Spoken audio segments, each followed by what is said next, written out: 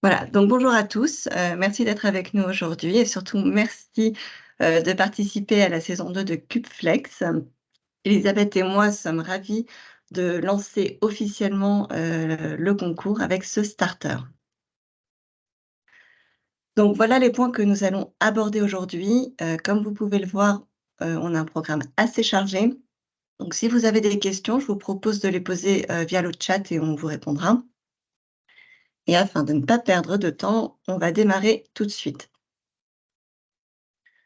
Donc je vais revenir très rapidement sur les enjeux et le principe de la flexibilité, même si, maintenant je pense que, c'est clair pour tout le monde. Donc au niveau des enjeux, ils sont au nombre de 3. Le premier, c'est donc de sécuriser le réseau électrique puisque nous avons connu une très forte tension l'année dernière et avec les prévisions d'augmentation d'électrification des usages, il est impératif de pouvoir lisser, nos consommations.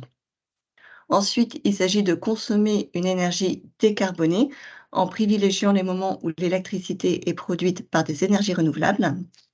Et enfin, de gagner en compétitivité en valorisant, auprès de vos fournisseurs, cette compétence de flexibilité.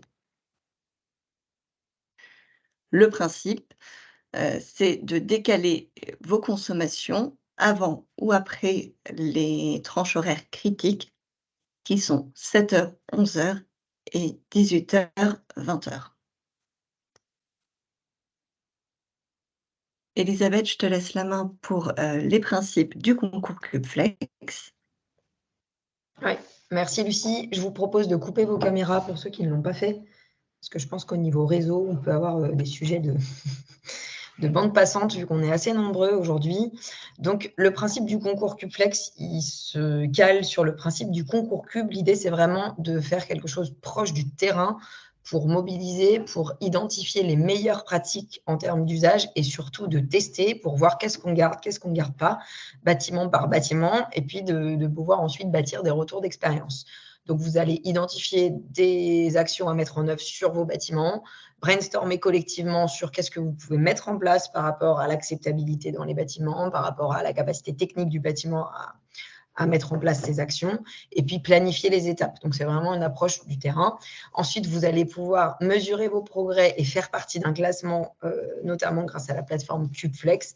Et enfin, parce que c'est aussi ça qui marche le mieux, vous allez pouvoir partager ces retours d'expérience, vous allez pouvoir participer à une cérémonie. Lucie, je veux bien que tu passes la slide. Participer à une cérémonie, pouvoir sensibiliser vos collaborateurs. Vous pouvez les inviter à ce type d'événement pour qu'ils se sentent concernés et mobilisés dans la démarche, à la fois dans les échanges candidats et puis lors de la cérémonie. Comment ça marche très concrètement? Vous allez chez vous, vous renseignez vos bâtiments sur la plateforme CubeFlex, vous créez votre Green Team et puis vous suivez vos progrès. Et nous, de notre côté, on va vous mettre à disposition, c'est déjà disponible sur la plateforme et Lucie va vous le montrer. Donc, chez nous, Lucie, je veux bien que tu passes la slide. Nous allons fournir un kit candidat qui est déjà disponible et qui va être agrémenté au fur et à mesure du concours. Qui vous permet d'avoir un peu des tips, des bonnes pratiques, des différentes choses qu'on vous présente tout à l'heure pour mettre en place la flexibilité dans vos bâtiments. On organise des temps forts où vous pouvez partager vos retours d'expérience, vous pouvez aussi vous rencontrer, partager aussi vos obstacles, vos difficultés. Parfois, vous avez des contacts aussi en commun sur des personnes qui gèrent vos bâtiments, etc. Donc, c'est l'occasion aussi d'échanger. Et nous mesurons vos progrès mensuels et réalisons des classements, notamment sur la plateforme, mais on les communique aussi via des newsletters. Du coup, Lucie, je te laisse présenter un peu la plateforme pour ceux qui ne la connaissent pas. Et Oui. n'hésitez pas, je fais un petit parallèle, si vous avez besoin du lien de la plateforme, on le mettra aussi dans le CR, mais n'hésitez pas à nous demander si vous ne savez pas comment accéder à cette plateforme. Donc, lorsque vous vous connectez à votre espace candidat, vous arrivez sur votre tableau de bord. Donc le tableau de bord, il vous fait une synthèse, de tous les bâtiments que, vous avez inscrits. Il vous présente les économies cumulées ainsi que les résultats.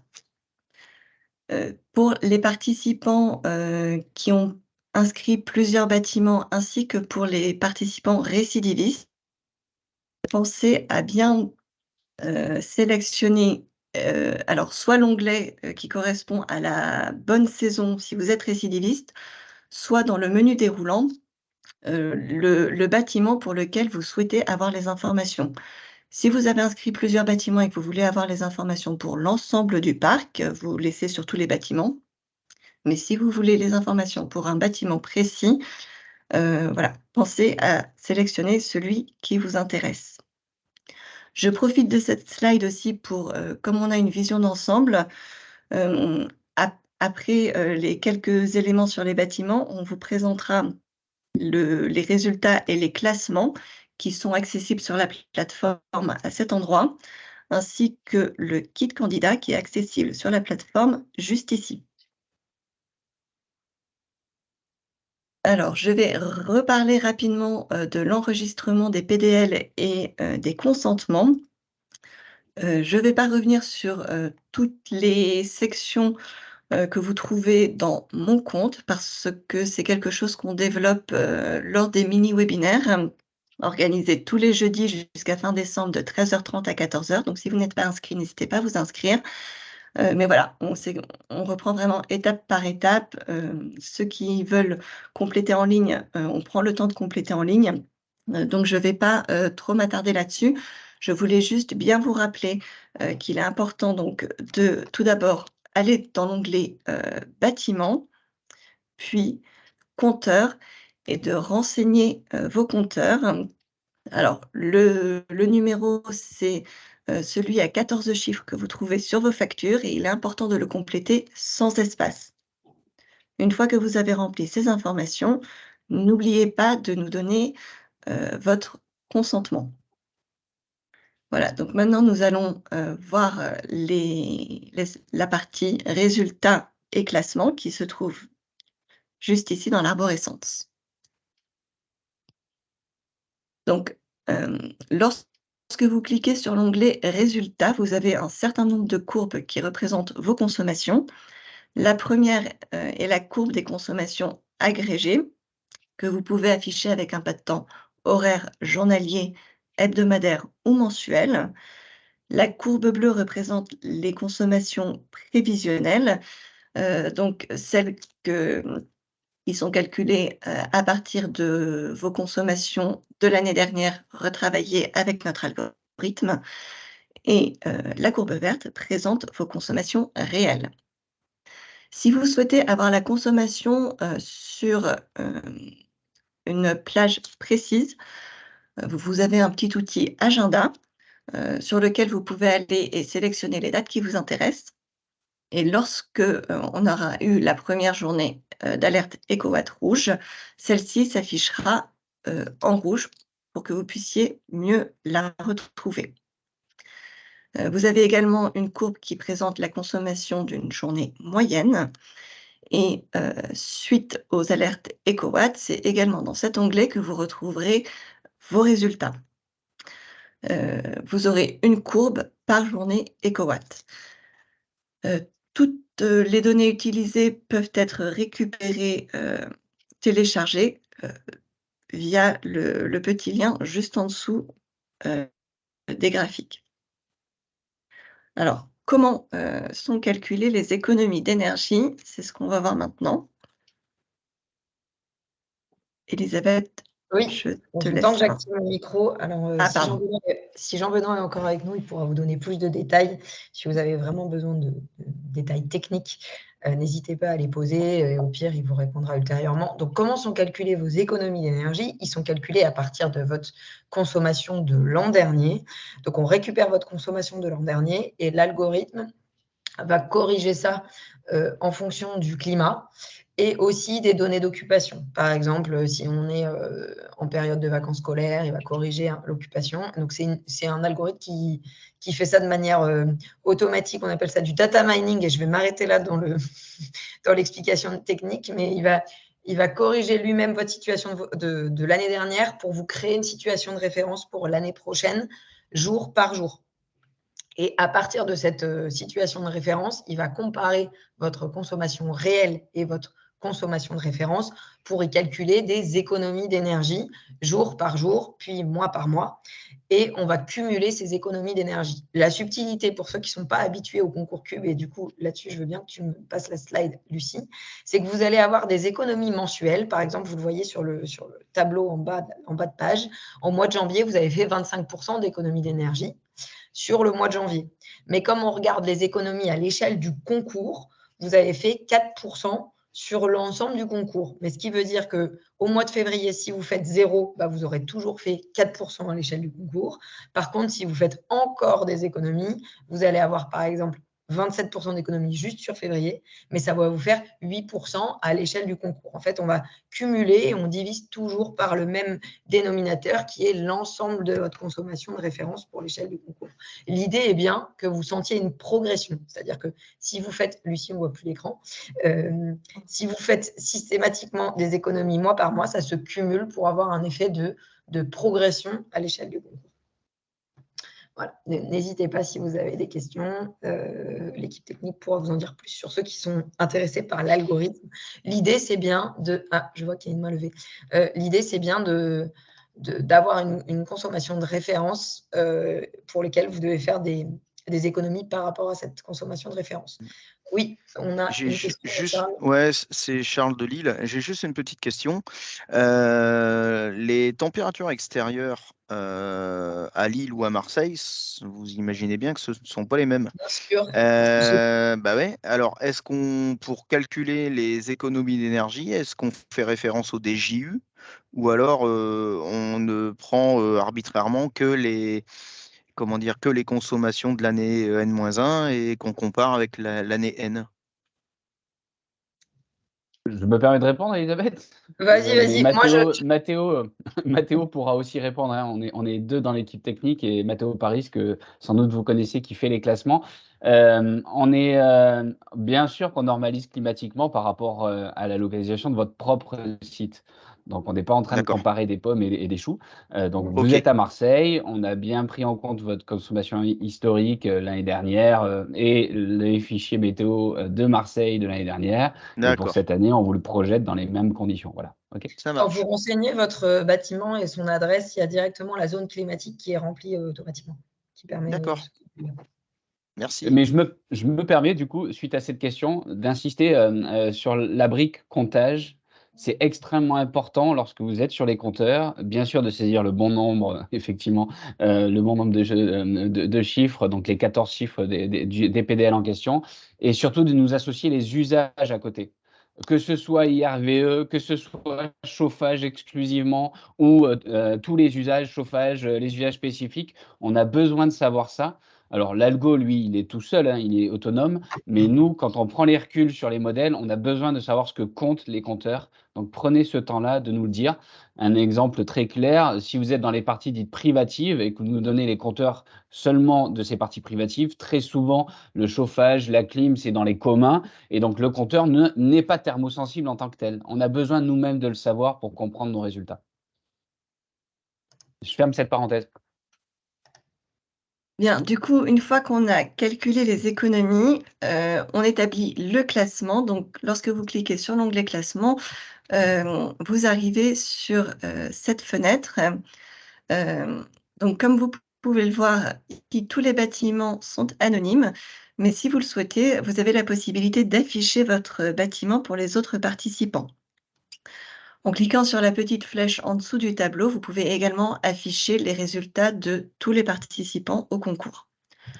Sur la droite, vous avez un petit histogramme qui indique le nombre de bâtiments qui sont dans la tranche d'économie indiquée. Donc là, par exemple, le bâtiment pris en exemple est dans la tranche de 7,25. Donc ça vous permet de vous situer par rapport aux autres participants, voir si tout le monde fait à peu près les mêmes économies que vous, ou si vous en faites beaucoup plus ou beaucoup moins. Maintenant qu'on a vu voilà, les aspects de calcul et de classement, on va développer le kit candidat. Donc dans ce kit candidat, vous allez retrouver différents types de fichiers. Les plus importants, pour démarrer, ce sont les fiches techniques et les fiches pédagogiques. Donc la première, c'est la fiche, avec les 3 leviers de la flexibilité, qui reprend les 3 axes, que sont consommer moins, consommer mieux et redoubler d'efforts lors des journées EcoWatt. La fiche numéro 2 est axée sur le chauffage et elle vous explique comment appliquer les 3 axes de la flexibilité au chauffage. La fiche numéro 3, quant à elle, vous explique comment appliquer les 3 axes de la flexibilité, mais aux autres usages que le chauffage. La fiche numéro 4, et qui va sûrement vous être très utile très bientôt, est une fiche qui fait des propositions d'action à mener heure par heure lorsqu'on a un signal EcoWatt rouge. Et la fiche numéro 5 vous guide sur comment composer votre Dream Team, quelles personnes intégrer à la réflexion sur les actions à mettre en place. Le dernier document qui fait partie des fiches pédagogiques et techniques, c'est ce tableau de l'AICN que je vous recommande très fortement d'aller consulter. Il reprend les différentes actions selon qu'on est en période normale en signal EcoWatt orange ou signal EcoWatt rouge. Il indique les personnes à mobiliser pour quelles actions, si les actions peuvent être automatisées ou non, est-ce qu'il faut les appliquer sur une certaine plage horaire? Enfin voilà, selon votre profil, vos capacités, vous pouvez établir, faire des tris et ça ressortira automatiquement les actions les plus adaptées pour vous. Lucie, je me permets de Oui. faire une petite aparté. C'est vraiment un tableau qui est modifiable. Donc, c'est un tableau sous format Excel. Donc, l'idée, c'est de pouvoir animer aussi vos réunions en disant, bon, est-ce que je prends cette action? Oui, non. Qui va en être le responsable? C'est un guide enfin, un guide même, je dirais même, c'est un outil que vous pouvez prendre en main vous-même pour pouvoir bâtir votre plan de bataille propre. Et des candidats de l'année dernière l'ont utilisé et ils le réutilisent cette année pour modifier en disant, bon, bah voilà, telle et telle action, ça n'a pas marché, ou telle action, il faut la modifier de telle manière. Ça permet vraiment de suivre les différentes actions que vous avez mis en place. Et je me permets aussi de faire un petit aparté vu les commentaires qu'il y a dans le chat. En effet, le plan de sobriété a été fait en 2022 et je pense que du coup, pour certains, ça va être un sacré challenge de faire encore plus de pourcentage, mais sachez qu'il y aura des journées EcoWatt rouge, et j'ai vu que le commentaire venait de Régis Martin qui a déjà réussi à faire des résultats assez exceptionnels l'année dernière sur ces journées EcoWatt rouge, alors que le bâtiment était déjà très performant. Et en plus, on vous réserve un petit challenge spécifique pour les candidats récidivistes dont on vous parlera tout à l'heure. Donc, voilà, moi, Jean-Benoît nous spoil un peu dans le chat, mais on a des podiums spécifiques sur les journées EcoWatt rouge qui sont intéressants et un podium récidiviste. Je te laisse reprendre la parole, Lucie. Voilà, donc pour terminer rapidement sur le kit candidat, vous avez également des éléments de communication. Si vous voulez un petit peu présenter le concours ou le faire savoir auprès des usagers de votre bâtiment. Vous avez des documents propres au concours, tels que le règlement ou les premiers pas sur la plateforme pour vous guider un petit peu sur votre espace. C'est également là que vous retrouverez la présentation et la vidéo du starter.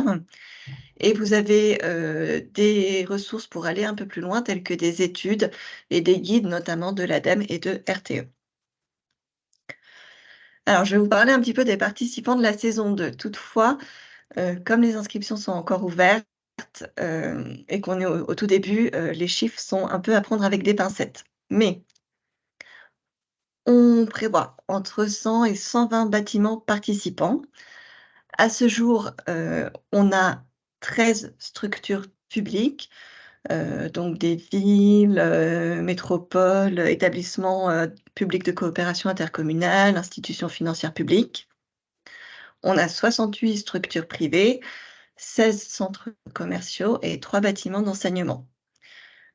Alors, la typologie des bâtiments, vous allez me dire, on n'a pas autant de bâtiments que de participants.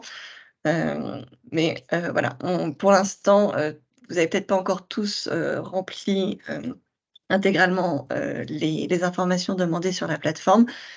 Donc pour l'instant, avec les informations qu'on a, je peux vous dire qu'on a 14 bureaux de moins de 10 000 m², 13 bureaux de 10 000 à 30 000 m², 2 bureaux de plus de 30 000 m², 18 bâtiments commerce, services et loisirs et 5 bâtiments logistiques. Et je me permets du coup de faire un petit aparté. En effet, pour les bâtiments récidivistes, c'était une question de Régis, et je le souligne ici. Vous n'avez pas besoin de re-remplir vos consentements ni de re-remplir les données sur vos bâtiments. On vous inscrit sur la saison 2 et quand il y a des cas particuliers, on recrée un bâtiment saison 2 si jamais il y a besoin par rapport au fait que le bâtiment a changé de configuration, etc. Mais du coup, l'action est chez nous pour renouveler votre consentement. Est-ce que donc je vois qu'il y a les questions, le chat s'agite, n'hésitez pas si vous avez d'autres questions par rapport à ce qu'on vient de présenter pour qu'on puisse y répondre lors de ce starter. Au niveau des podiums, donc concernant les podiums, la logique est la même que celle de l'an dernier, c'est-à-dire qu'on va bien avoir un podium par catégorie de bâtiment qui correspond aux économies d'énergie au moment des heures de pointe tous les jours, c'est-à-dire la sobriété, mais aussi des décalages routiniers ou des effacements routiniers que vous arrivez à faire tous les jours. Donc, on va regarder votre performance tous les jours au moment des tranches horaires critiques. Ce sera le podium par catégorie de bâtiment. Il sera en cumul des pourcentages d'économie d'énergie sur les heures de pointe. Donc, comme l'année dernière, on aura toujours le bouclier CubeFlex qui correspond à l'échelle d'un parc de bâtiments, à l'échelle d'une structure, la plus grosse contribution en mégawattheure sur les heures de pointe. Donc, qu'est-ce que j'ai réussi à faire pour limiter ma consommation à l'échelle de mon parc sur le réseau électrique? L'idée, c'est vraiment comment rendre ce sujet de flexibilité viral. Vous êtes nombreux et c'est une très bonne nouvelle pour nous de nouveaux candidats qu'on n'avait pas l'année dernière, qui vont mettre 1 ou 2 bâtiments pour tester la flexibilité. L'idée à terme, c'est de le rendre viral et que l'ensemble du parc tertiaire français fasse de la flexibilité électrique. Donc, on veut féliciter les candidats qui arrivent à rendre ça viral au sein de leur structure. Et puis, on aura ce podium EcoWatt. Je veux bien que tu laisses la slide précédente, Lucie, s'il te plaît. On a le podium spécial EcoWatt qui compte les plus grosses contributions en pourcentage en réponse aux signaux EcoWatt orange et rouge. Donc, comme l'année dernière, on va avoir des simulations EcoWatt et je vous spoil un peu, on va vous annoncer la journée EcoWatt à la fin de ce starter. Donc, toutes les journées EcoWatt, on va faire un zoom sur vos économies d'énergie lors de ces journées qui vous permettra de remporter, de participer à cette mention spéciale EcoWatt. Les podiums par catégorie seront définis définitivement en janvier. On attend l'ensemble des inscriptions pour faire des podiums qui correspondent bien aux inscrits. Pour information, l'année dernière, en termes de podium, on avait 3 podiums de bureaux parce qu'on a bien conscience que la taille des bureaux influe aussi sur votre capacité à faire cette économie d'énergie au moment des horaires critiques. Donc, et qu'on ne peut pas comparer des choux et des carottes. Donc, on avait un bureau taille SM qui était inférieur à 10 000 m², un bureau L taille L entre 10 000 et 30 000 et les bureaux taille XL supérieurs à 30 000 m². En plus, on avait un podium commerce et services, un podium logistique et un podium enseignement. Pour cette année, on rajoute, et puis on avait un podium profil exceptionnel qu'on appelait bâtiment récent, donc qui est reconduit. Ce podium profil exceptionnel, qui prendra peut-être un autre nom si on a une autre imagination d'ici la cérémonie, c'est vraiment des bâtiments qui ont réalisé des travaux ou des modifications d'usage suffisamment conséquents pour justifier de ne pas utiliser l'algorithme de prévision. Je vous fais un exemple. Si l'année dernière, vous avez fait des gros travaux de rénovation énergétique entre octobre et janvier, que du coup le bâtiment n'était pas occupé, évidemment, votre consommation de référence, elle va indiquer que vous consommez moins, même si les travaux de rénovation, ça peut aussi consommer de l'électricité, mais vous consommez moins que si le bâtiment était complètement occupé. Et du coup, si on compare par rapport à l'année dernière, vous allez être complètement pénalisé. Donc, on a ce podium un peu profil exceptionnel. On va regarder que les journées EcoWatt rouge et on va vous comparer par rapport à la semaine précédente. Donc, vous allez être vraiment sur de la flexibilité par rapport à la semaine précédente. non corrigé du climat. Heureusement, chez nous, on n'a pas non plus des écarts climatiques délirants entre 2 semaines en plein hiver. Mais sachez-le, on préfère le préciser, ce podium, il est vraiment comparé par rapport à la semaine précédente. Et puis, on aura aussi quelques bâtiments qui ont des profils plutôt avec des process industriels et pour lesquels l'algorithme n'a pas de possibilité de faire des prévisions, de calculer une consommation de référence, qui seront aussi sur ce podium EcoWatt S-1. Et puis, la petite nouveauté de cette année, c'est le podium récidiviste. Donc, c'est un podium en mode expérimental, j'insiste, puisque l'équipe technique me regarde en ce moment.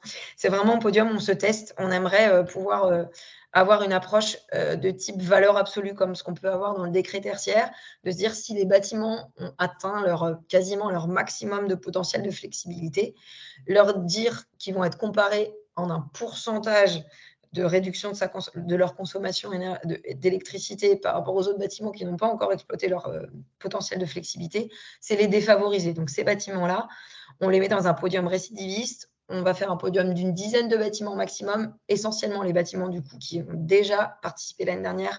Mais si certains bâtiments se considèrent comme déjà très performants en termes de flexibilité, faites-le nous savoir. Et on va vous proposer un objectif de maximum de puissance appelée sur les journées EcoWatt. Sauf peut-être celle de la semaine prochaine, parce que ça va être un peu tôt pour créer ce podium récidiviste, mais on va avoir un peu ce maximum de puissance appelée sur les journées EcoWatt à vous proposer en termes d'objectifs. Et si vous y arrivez, vous aurez remporté cette médaille du podium récidiviste. Et ce maximum de puissance appelée va être calculé selon la situation du bâtiment. Quelle typologie de bâtiment, type de chauffage, mode de gestion, zone climatique. Donc, je salue l'équipe technique qui a fait un gros travail aujourd'hui pour identifier pour chacun des catégories de bâtiments qui va participer à ce podium récidiviste la puissance max appelée lors des journées EcoWatt. On vous en dira plus et je ferai signe aux bâtiments qui sont concernés pour qu'on puisse leur proposer un profil. Alors, on a déjà des questions techniques de Olivier. Est-ce que c'est un maximum de puissance en watts ou un watt moyen sur 1 heure? On va être sur du moyen sur 1 heure, hein, Jean-Benoît. Tu me confirmes ça? C'est ça, un moyen sur 1 heure. Merci Elisabeth de nous voilà, de rappeler que c'est un jeu et qu'on a mis beaucoup d'années tous collectivement pour avoir des valeurs absolues sur des consommations annuelles. Donc laissez-nous l'expérimentation de cette saison avec cet objectif de se dire vous avez un max de puissance qui vous est proposé, un plafond de puissance, et puis pour qu'on se donne un cap chacun sur nos sites pour les bâtiments les plus performants, ça vaudra le coup. Maximum de puissance en watts ou watts par mètre carré? Oui, alors forcément, on partira bien d'un ratio en watts par mètre carré et que l'on appliquera sur votre bâtiment dans la configuration. Donc, l'effet de surface est bien pris en compte. Mais Olivier, vous faites bien de poser la question parce que je comptais bien sur Origine pour participer à ce podium récidiviste. Bon, du coup, on va parler de cette première journée test EcoWatt rouge. Donc, les journées test vous seront annoncées 1 semaine à l'avance. Et du coup, la première sera jeudi 30 novembre. Donc, l'objectif lors de cette journée, c'est vraiment de se mettre en condition réelle d'une alerte EcoWatt. Faites votre maximum pour éviter la surconsommation aux heures de pointe en réduisant et en décalant le plus possible vos consommations électriques. Mais attention, pas de changement de vecteur énergétique. Donc, on n'allume pas les groupes électrogènes ou le gaz à la place de l'électricité. Quelques exemples d'actions. On peut réduire la température de consigne du chauffage, voire le couper complètement. Vous pouvez également couper la ventilation avec un asservissement auto-CO2, couper les bornes de recharge IRVE, mettre vos PC portables et téléphones sur batterie et prendre des escaliers. Suite à cette première journée, on aimerait bien faire un petit post LinkedIn avec un témoignage à chaud, sans avoir encore les résultats. Donc, si jamais quelqu'un veut bien témoigner, n'hésitez pas à revenir vers nous. Alors, On a quelques questions par rapport à l'organisation des prochaines journées EcoWatt. Donc, je vais vous proposer un petit sondage en ligne et en direct. Lucie, je me permets Oui. juste avant le sondage, parce qu'on a un peu de temps, de compléter plusieurs choses. Donc déjà, le test du jeudi 30 novembre, pour ceux qui ne l'ont pas vu, c'est aussi le test des partenaires EcoWatt lancés par RTE, parce qu'on ne veut pas vous sursolliciter. Donc, on cumule ces 2 tests, ça tombe bien. Comme ça, pour tous ceux qui sont sollicités par RTE en tant que partenaire EcoWatt, vous ferez le test pour CubeFlex également. On a une question de Xavier Rodriguez. Oui, si vous souhaitez ajouter des bâtiments en décembre, il y aura d'autres tests. En fait, il y aura un test par mois. On va vous mettre un peu le déroulé du concours CubeFlex. D'ailleurs, c'est mieux d'avoir un test par mois, parce qu'il y en a certains qui ratent le premier test et qui réussissent beaucoup mieux les deuxièmes tests. Et puis, on apprend avec ce premier test. Donc, c'est important d'avoir ces tests-là pour s'améliorer dans la durée. Et puis, sur les exemples, on va vous rajouter dans le kit candidat les fiches REX de l'année dernière, de ceux qui ont mis en place une vague de froid fin novembre. En effet, justement, c'est l'occasion de faire des tests au moment des vagues de froid. C'est bien l'idée. Donc oui, on aura des tests, on aura des fiches REX qu'on va vous ajouter dans le kit candidat sur la plateforme pour vous inspirer aussi de ce qu'ont fait les candidats l'année dernière. Notamment sur les coupures des bornes de recharge, il y a plein de choses qu'on peut faire qui sont, je sais qu'il y a Régis Martin par exemple qui est dans la salle, on peut faire des choses modulées, on peut dire j'en mets une à destination de mes commerciaux et puis les 6 autres, je les coupe entre 7h et 11h, je les relance à 11h, ou alors de plafonner la puissance, enfin il y a plein d'idées. Là on vous a donné quelques exemples comme ça à chaud, mais il y a plein de choses et chaque candidat teste un peu les choses. Et ce sera l'occasion lors des partages d'expérience de voir un peu qui a mis quoi en place. Je te laisse reprendre la parole, Lucie, Voilà. sur le Alors, sondage. le premier sondage, c'est pour savoir comment vous souhaitez être alerté lors des journées d'alerte EcoWatt. Donc, nous, on avait pensé par mail, par groupe WhatsApp, mais si vous préférez C'est bon. une autre, c'est bon, vous le voyez? OK. Voilà, si vous préférez un autre moyen, vous pouvez nous le dire également. Super, je vois très bien. Merci pour vos réponses, c'est très utile. Pourquoi on vous fait ce sondage? C'est que l'an dernier, d'expérience, il y a certains mails qui ne passent pas. Donc, on a tenté des choses. On a même tenté l'alerte agenda en disant, voilà, attention, prochaine journée EcoWatt tel jour. Mais bon, ça pollue aussi un peu l'agenda. Donc, voir un peu quelles sont vos préférences. Je vois quand même que le mail fait consensus. Donc, et pour ceux qui... Ah, SMS pour Olivier, très bien. Donc, pour ceux qui ont répondu autre, on veut bien il y a 3 personnes qui ont répondu autre, on veut bien vos idées, sachant qu'on va essayer aussi, bien évidemment, de le mettre dans ces échanges candidats. Ah, carrément, par API, oui, c'est vrai. C'est vrai, c'est une bonne remarque. Mais l'API EcoWatt ne peut pas mettre les simulations EcoWatt, mais en effet, ce serait une bonne approche. SMS, ok, très bien. Merci pour vos réponses. Je te laisse prendre la parole, Lucie. Et vous êtes encore nombreux à ne pas avoir répondu, donc n'hésitez pas. Bien, et alors le deuxième point sur lequel on voulait avoir votre avis, c'est que suite à cette journée EcoWatt, on organisera un temps d'échange qui servira aussi un petit peu de temps d'échange sur comment vous avez pris en main le concours, avoir vos premiers retours d'expérience, mais surtout, nous, ça nous permettra de vous présenter les résultats de cette journée. On aurait souhaité donc faire ce temps d'échange le jeudi 21 décembre. Donc est-ce que vous êtes d'accord? Est-ce que vous êtes disponible?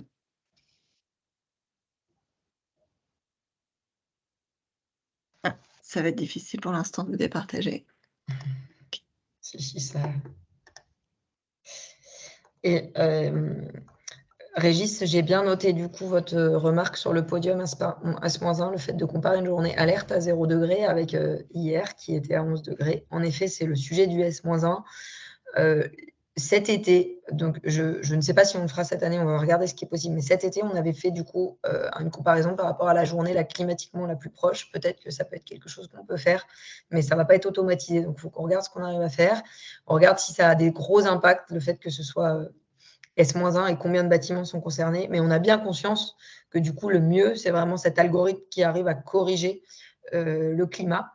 On a bien conscience de ça. Sachez par contre que vous êtes tous comparés sur tous les bâtiments qui sont dans le podium S-1 sont tous comparés de la même manière.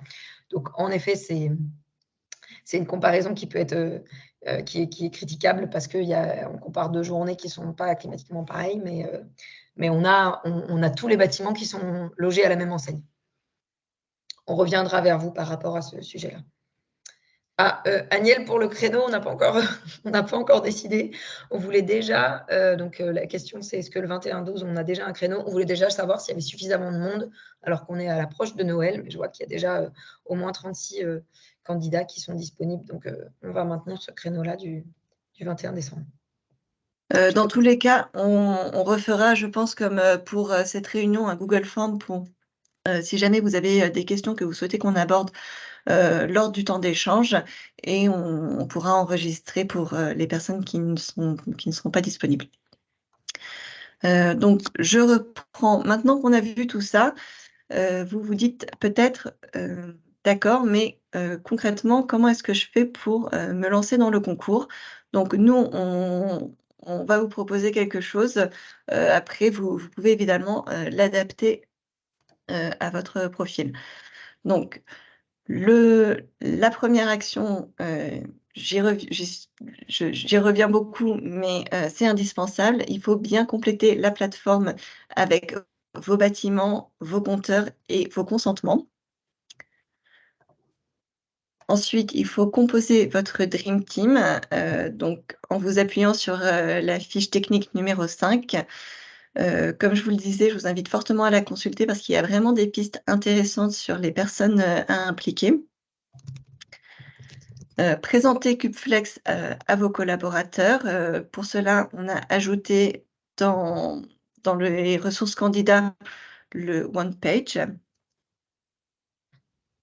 Et enfin, faire un plan d'action pour les journées classiques et un plan de bataille EcoWatt pour les journées test, en vous appuyant cette fois sur la fiche AICN. Pour aller plus loin, je vous présente des fiches de communication qui nous ont gentiment été fournies par Schneider Electric, que je voulais vous présenter parce que je les trouve vraiment très claires. Donc je zoome un petit peu parce que donc vous avez une fiche qui présente les actions menées lors des journées classiques et une fiche qui présente les actions menées lors des journées EcoWatt. Le fait de communiquer en amont à vos collaborateurs, tout d'abord sur le fait que le bâtiment participe au concours, et quelles sont les actions qui sont mises en place lors de ces journées EcoWatt, ça permet une meilleure acceptabilité, moins de remontées de personnes mécontentes, et surtout ça sensibilise et ça mobilise beaucoup plus les usagers des bâtiments, et ça, c'est indispensable si vous voulez faire vos meilleurs résultats possibles. Et si vous souhaitez aller un petit peu plus loin, il y a également une fiche sur les bonnes pratiques à mettre en place pour faire de la sobriété numérique. Les prochaines étapes. Donc, nous faisons aujourd'hui la réunion de lancement. Comme on vous l'a annoncé, vous aurez votre première journée test jeudi prochain. Suite à cette journée test, on organisera un temps d'échange pour vous présenter les résultats et avoir vos retours d'expérience. Et chaque mois, on vous enverra également une newsletter qui reprendra le classement à la fois du podium classique et du podium EcoWatt. Ce schéma, il se répétera tout au long du concours, donc au mois de janvier, de février et de mars. Et une cérémonie de remise de prix sera organisée courant deuxième trimestre 2024. On vous tiendra informé dès qu'on aura la date. Alors, on a eu quelques questions du coup via le Google Form. On va y répondre tout de suite et je laisse la main à Elisabeth. Oui, je me permets, parce qu'il y a Michael Ardan qui a levé la main pour une question. Michael, si vous voulez prendre la parole. Merci beaucoup. Bonjour à tous. Ma question elle va s'adresser à l'équipe technique. Comment vous pouvez nous confirmer qu'il y a une connexion qui est bien établie entre Enedis et Cubeflex? Alors, je vais m'expliquer. On a plusieurs nouveaux PDL qui ont été, ou plutôt, on a bien reçu le mandat signé de notre locataire permettant cette connexion. Mais l'année dernière, en fait, on avait des consommations de référence à 1 kWh pour certains de nos PDL, ou plusieurs, même, voire beaucoup de nos PDL. Du coup, notre année de référence est à la baisse, elle est divisée par 10. Et donc, du coup, comment vous pouvez nous confirmer cette connexion pour avoir une année de référence voilà, à peu près proche du réel? Merci Mickaël. C'est ce qu'on fait, hein. C'est-à-dire que lorsqu'on vient récupérer les données de consommation et la courbe de charge sur la pointe 10 minutes de chacun de vos PDL, on s'assure que l'info est consistante et que du coup notre conso ref est pertinente par rapport à votre site. Donc on a des indicateurs un peu de qualité qui viennent vérifier en kilowattheure par mètre carré sur toute la période si c'est cohérent. On s'assure qu'il n'y ait pas de trou de données. La situation que Mickaël vous me transmettez, je veux bien la voir au cas par cas parce que c'est Bien un sûr. travail de nettoyage qui est fait à chaque début de saison et qu'avec Mathéo et aussi l'appui bien sûr de Lucie et d'Elisabeth avec la connaissance de vos sites et de vous en tant que candidat, on fait ce gros travail de nettoyage et on vous alerte. Donc, on sera très vigilant encore cette année. D'accord, très bien. Non, mais juste pour appuyer ma demande, c'est vrai que voilà, on a un locataire qui est majoritaire, qui a à peu près 20 PDL. Sur la plateforme Cubeflex, on voit qu'il y a un consentement, que la connexion plutôt s'est établie sur certains PDL, mais d'autres non. Donc, du On coup, c'est a, en cours. ouais, Allez-y, on a une pardon, vague, excusez-moi. on a une vague de traitement en fait des PDL. C'est-à-dire qu'on reçoit là, pour vous donner un chiffre, on a plus de 150 PDL à traiter. Et Bien du sûr. coup, on a des vagues de traitement réguliers faits par l'équipe technique. Donc, c'est normal que vous voyez les PDL qui ont été renseignés récemment. C'est normal qu'ils soient encore en cours de traitement. D'accord, très bien. Non, parce que je suis allé du coup sur la plateforme Cubeflex et sur l'actif en question, je vois une consommation de référence approximative à 250 000 kWh, alors qu'on est à 2 millions kWh en Oui, consommation en 2022. c'est parce que c'est du Ça coup m'a l'air, bien encore en sûr. cours de rapatriement pour les autres PDL. Donc, c'est juste Ok, qu'on a fait des batchs d'envoi avec Enedis pour récupérer les infos, mais que c'est pas encore finalisé. Donc, on vous donnera peut-être, Elisabeth et Lucie, on pourra peut-être faire un point du coup pour le 21 décembre prochain, entre guillemets, de ce taux de complétude issu des récupérations d'Enedis pour que tout le monde puisse en être assuré. Et sachez qu'il y a toujours 1 à 2 semaines entre le moment où vous nous donnez le PDL et le moment où vous allez avoir sur la plateforme les informations. Comme le disait Elisabeth, ce sont des batchs, on ne peut pas le faire tous les jours, sinon on ne ferait que ça. Donc on vous invite à l'issue de cette réunion-là d'aller mettre un maximum non seulement de PDL, de nous donner les consentements pour les sites qui n'étaient pas présents l'année dernière. Ça permettra de faire un gros batch la semaine prochaine pour que vous puissiez avoir toutes les infos très rapidement. Et je me permets d'ajouter, ne vous inquiétez pas aussi, l'avantage c'est que c'est rétroactif, c'est-à-dire qu'on récupère aussi les consos. Si jamais par exemple votre FDL est finalement, pour des raisons de traitement chez nous ou chez vous, inscrit le 5 décembre, on récupérera quand même vos données historiques et vos données de la journée EcoWatt pour faire nos calculs. Donc c'est l'avantage d'avoir tout automatisé, c'est que voilà, même si vous avez inscrit vos PDL tardivement, on a la possibilité de vous rattraper le classement, on va dire, si vous avez vraiment fait vos actions et que vous avez fait des économies. Ok, très bien. Et puis une dernière chose, après je ne vais pas monopoliser la parole quand même. Oui, parce que quand on ajoute des compteurs, on peut mettre une année de référence à la mano directement de l'année du PDL en question. Mais quand il y a une connexion qui est faite directement, cette connexion, enfin la consommation via la connexion prend le dessus par rapport à celle saisie à la main. C'est Ouais, bien tout à ça. fait. Ok, très bien. On a moins peur alors. Merci. Et je vois que Benjamin également a une question, vu qu'on a du temps. Oui, bonjour. J'ai deux questions. Oui, pour l'instant, moi, je vois rien effectivement sur mes différents bâtiments en termes de consommation, alors que les PDL ont été envoyés il y a plusieurs jours, donc je sais pas si c'est normal. Et ma deuxième question, c'est la journée EcoWatt rouge la semaine prochaine, il y a un horaire ou non?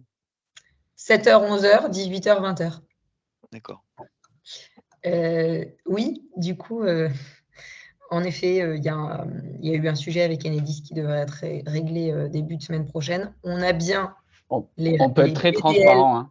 Enfin, on Comment? peut être très transparent, Elisabeth, je me permets, parce Ouais. que en fait, bien sûr qu'on a l'homologation, mais Enedis, au bout de 2 ans, désactive le compte.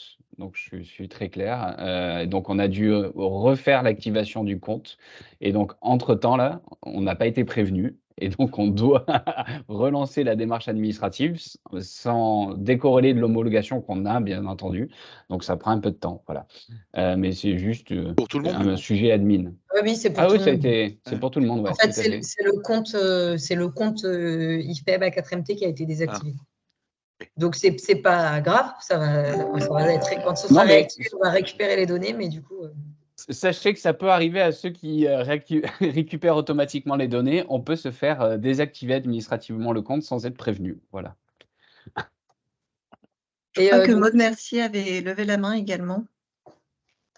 Oui, bonjour à toutes et à tous. En fait, j'avais les mêmes questions que la personne qui a pris la parole juste avant et on vient d'y répondre parce que ça fait une dizaine de jours D'accord. qu'on a enregistré l'ensemble de nos 7 bâtiments et actuellement, j'étais un petit peu inquiète que je voyais que j'avais pas de retour et que, enfin, j'ai une notification comme quoi c'est en cours de validation du côté, Enedis au niveau de l'éligibilité. Et donc, je voyais la date du coup du 29 qui arrive du 30 pardon, qui arrive très, très, très, très vite et voilà. Donc j'ai une petite inquiétude, mais qui apparemment va être réglée la semaine prochaine, j'ai compris. Et OK. je vous annonce en live que ce starter est utile puisque j'ai eu 5 ou 6 demandes de récupération de données, en ce moment, donc voilà. C'est utile. Et du coup, merci à ceux qui ont répondu aux questions via le formulaire. Du coup, on voulait vous partager un peu toutes ces questions-là et nos réponses, nos propositions de réponses. On a une question sur comment seront orchestrés les différents temps d'échange entre les exploitants et les gestionnaires des bâtiments. Donc, comment est-ce qu'on peut mettre une stratégie, par exemple, à tâtons, avec mise en place de différentes actions durant une courte période et puis remonter des informations d'économie régulières. Cette action, elle est chez vous, hein, d'orchestrer les temps d'échange entre exploitants et gestionnaires des bâtiments. Si vous avez des questions, on peut bien évidemment y répondre. Ce qu'on vous propose et ce qui a été fait dans les bâtiments l'année dernière, c'est de faire une réunion de plan de bataille avec le plus d'interlocuteurs possible concernés, c'est-à-dire le propriétaire, le locataire, l'exploitant, parfois l'intégrateur de la GTB, etc., de mettre en place du coup un certain nombre d'actions, de faire le test EcoWatt. Ensuite, l'Energy Manager peut mesurer les économies. C'est aussi disponible sur la plateforme, mais il y en a certains et on le comprend. Et c'est pour ça que vous pouvez extraire vos données via la plateforme. On envie de faire leurs analyses. Et puis de regarder quelle est la part des actions qui étaient efficaces. Est-ce que ça a bien marché? Est-ce qu'il y a des horaires qui n'ont pas bien marché? Et de remonter cette réunion ensuite avec les exploitants, locataires, etc. en disant, bon, bah voilà, telle et telle action, ça n'a pas marché. Ça a peut-être plus grincer des dents côté locataire, alors qu'en fait, ça n'a pas forcément été très efficace. Bon, bah, du coup, pour la prochaine journée EcoWatt, on teste autre chose. Donc, ça peut être ce type d'orchestration qui est possible. Je ne sais pas si ça répond à la question. Et Lucie, du coup, je te propose de passer à la question d'après. Y a-t-il une façon de gérer les grosses différences entre période référence et période analysée dans le cadre du concours, exemple RIE, etc. Donc, ce qu'on vous a proposé, c'est pour ces grosses différences de période de référence, d'être dans ce fameux podium catégorie spécifique. Il y en a certains qui nous l'ont fait remonter. Après, on va regarder aussi surtout s'il y a une grosse différence de consommation. Est-ce que ça a un gros impact sur votre consommation de référence? Et si oui, vous proposez d'être dans la catégorie spécifique. Et pour certains, notamment par exemple l'installation d'IRVE, il y en a certains qui nous ont fait, on l'avait déjà fait l'année dernière, qui ont pu nous extraire les données de l'année dernière pour pouvoir corriger cette consommation quand vous avez des sous-comptages ou carrément un compteur spécifique. Et à ce moment-là, on extrait ce compteur-là. Donc là, pour ça, je vous propose, il y en a certains qui l'ont déjà fait, hein, d'échanger avec nous pour voir ce qu'on peut faire pour corriger si besoin ou vous mettre dans la catégorie spécifique. Est-ce qu'on a un retour de l'année dernière sur les actions mises en œuvre qui ont permis le plus de gains sur les consommations? Oui, donc on vous a mis quelques réponses. La configuration automatique de la GTB a été très utile pour certains bâtiments. Ce n'est pas toujours possible en termes de temps, aussi de planification et puis même de dépenses financières d'avoir cette modification de la GTB. Mais certes, ceux qui l'ont fait en sont assez satisfaits et ça leur a permis de gagner pas mal de place dans le concours. Bien évidemment, de jouer sur la température de consigne, c'est très efficace pour les bâtiments qui sont chauffés à l'électricité. Sur la ventilation aussi, on ne l'a pas noté, mais il y en a certains qui ont joué sur la ventilation et ça a eu pas mal ça a permis de gagner pas mal de place. Et puis, la gestion des recharges IRVE a aussi eu beaucoup d'impact. Puis on a bien sûr, évidemment, on peut aussi jouer sur l'éclairage, sur le préchauffage du bâtiment, etc. Tout ça, vous les retrouvez dans les fiches techniques et aussi dans les fiches REX. Et bien évidemment, les actions de sensibilisation, ça marche bien. On a eu un bâtiment RTE, pour ne pas le citer, qui a organisé un concours pull, la journée EcoWatt de l'année dernière, ce qui fait que comme tout le monde avait son plus gros pull de Noël, ils ne se sont pas rendus compte qu'il y avait eu 1 degré de moins cette journée-là et ça leur a permis de gagner pas mal de place. Je te laisse passer les questions. Manon, on a fini les questions. Oui. N'hésitez pas, il nous reste 5 minutes si vous avez des questions. Sinon, merci beaucoup pour votre mobilisation à tous. Vous étiez très nombreux. On a eu plein de demandes de récupération des données et on sent qu'il y a une grosse motivation pour les bâtiments de faire leurs meilleurs efforts lors du 30 novembre. Donc, bonne chance à tous. Ah, je vois qu'il y a Mickaël Ardouin qui... Allez-y, Mickaël, on a encore 5 minutes. De nouveau, moi, donc j'ai un locataire ou plusieurs locataires qui sont assez soucieux, dont RTE. Donc, du coup, ils nous demandent est-ce qu'on a des communications. Tout à l'heure, on parlait de newsletter. J'imagine qu'on recevra l'ensemble des participants des newsletters par Cubeflex. Oui. Et mensuel, c'est bien ça? Oui. Ok, très bien, parce que du coup, il y a des locataires qui souhaitent avoir ces newsletters, voilà, être au courant de l'avancement de Cubeflex et de l'actif en question. Donc, du coup, est-ce qu'on pourra les recevoir et les partager à l'ensemble de nos locataires? Oui. Donc, Okay, plusieurs choses sur les locataires. On a donc vous aurez les newsletters. Vous avez un kit candidat aussi sur ce bâtiment participe à Cubeflex qui vous permet aussi de l'afficher dans les locaux pour dire voilà, on fait tel et tel effort et pourquoi. Vous pouvez aussi organiser un peu des échanges locataires et des sondages, ce qui a été fait l'année dernière. Je salue Aveltis, si Aveltis sont dans la salle, ils ont fait ça sur un de leurs bâtiments. Ils ont fait un sondage auprès de leurs locataires en disant voilà, qu'est-ce que vous êtes prêts à faire comme type d'action? Ce qui implique aussi les locataires en disant voilà, je peux. Ah, Xavier Rodécaz. Alors, je ne sais pas si c'est un beau jour ou un souhait de participer, Xavier. Si c'est le cas, allez-y. Vous parlerez non, mieux. c'était juste, je suis d'Aveltis avec Thibaut Rodet, c'est pour ça. Très bien. Ça a permis du coup de bâtir un plan de bataille en concertation avec les locataires, en leur faisant une sensibilisation sur qu'est-ce que c'est la flexibilité, ça apporte quoi pour la sécurisation du réseau, mais aussi pour participer un peu à limiter notre impact sur la planète, pour ne pas être trop défaitiste. Pour sauver la planète, on peut essayer d'être un peu positif. Et les locataires ont été assez motivés à la fois réduire leur consommation d'électricité en réduisant leur température de consigne, mais aussi, par exemple, en communiquant sur quelles sont nos heures de travail et d'accepter d'éteindre, par exemple, automatiquement un étage. Si, de toute façon, ils sont partis à 18h, on peut programmer la GTB pour que l'étage soit vraiment éteint à 18h. Sur les plages horaires de vacances, il y a des choses qui peuvent être faites intéressantes avec les locataires pour les impliquer, en plus de les sensibiliser dans la démarche. Mais oui, on vous enverra les newsletters et pardon pour cette petite digression, mais je trouve que ce travail avec les locataires était très intéressant. Merci beaucoup. Et avec plaisir. Et oui, Nadia et Philippe, nous allons à la fois partager la présentation et l'enregistrement. Par mail, on vous enverra un mail avec l'enregistrement de la session. Est-ce qu'il reste des questions ou est-ce qu'on vous souhaite un très bon appétit et un bon courage pour le 30 novembre? J'ai l'impression que tous les candidats sont... Eh bien, bon appétit. Merci à tous. À bientôt. Merci. Bon courage. Merci. Merci à tous. Merci, à bientôt. Au revoir.